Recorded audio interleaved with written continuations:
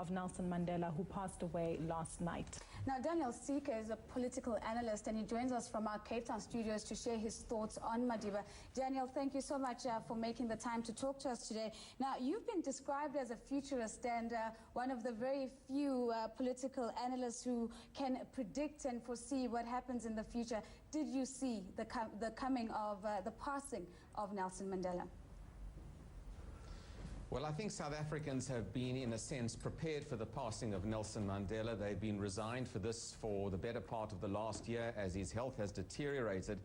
But I think it doesn't matter how much you tend to call yourself a soothsayer of the future or a predictor or a Sangoma for that matter, you can't quite gauge your emotions when the deed actually happens, when in fact he does pass. And I think for many South Africans, cynical, jaded South Africans looking at politics over the course of the last number of months, they've woken up to a real emotional issue for them. They're really feeling this loss as I would suspect they never expected to feel it. So whatever you want to predict about the future, humanity and human emotion gets in the way. Daniel, you're well known for giving talks over the last 15 years that have been regarded as entertaining and insightful on a country like South Africa. Will that change now that Madiba has passed on?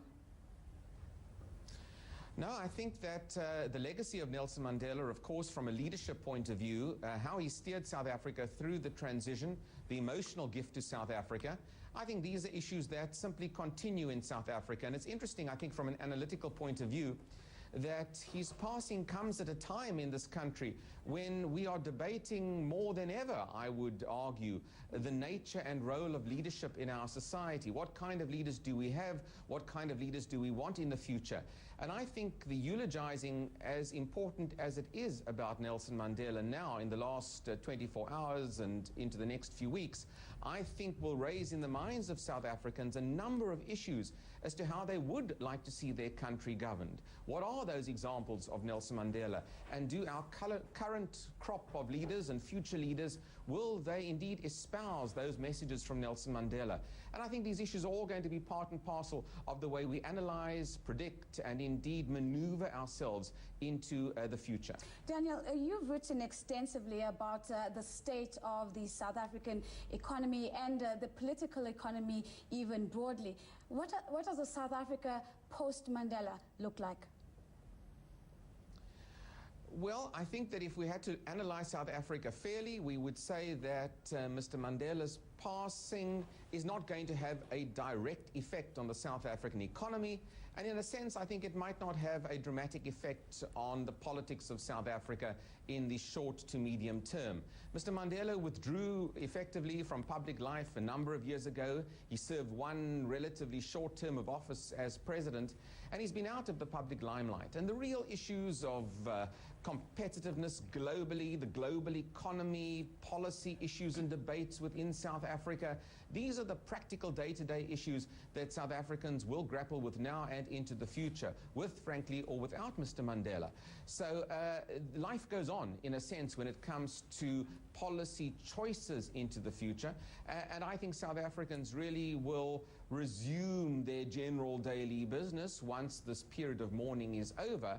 But perhaps they will just simply carry that flame of Nelson Mandela with them in their business. This reignites the flame of humility, of inclusiveness in the minds of South Africans. It reignites a passion for leadership and for patriotism within the country. And I think, in a sense, this is what South Africans will carry with them as they resume their daily deliberations about where to take the country into the future. Well, daily deliberations will have to wait and see on that. But Daniel, I want your insights on a comment that was made by a South African celebrity. He mentioned that South Africa's democracy is still a teenager, or made up of even teenage populations, and it's only when your parents pass away that you really grow up. Do you believe that that time has come for the South African population? I think we are naturally moving in South Africa towards a much more mature political system, a political system in which the emotions of the past fade away and these harsh realities of hard-nosed policy decisions really need to be made. And in a sense, if that represents the maturation of our political system, then yes, I would absolutely agree with that. We've had the birth of South Africa. We've gone through the teenage years as we've grappled with how to deal with issues. And I think now we're adults. And I think as adults we have to make some stark choices. And I think we are in that era, and it'll become more important for us to make those stark choices as we attempt to get GDP growth rates up, to get the unemployment rates down, and in fact to improve our general competitiveness globally. Daniel, thank you so much for those insights. Of course, that was political analyst Daniel Silke. Now, Sean Summers, former CEO of Pick n Pay,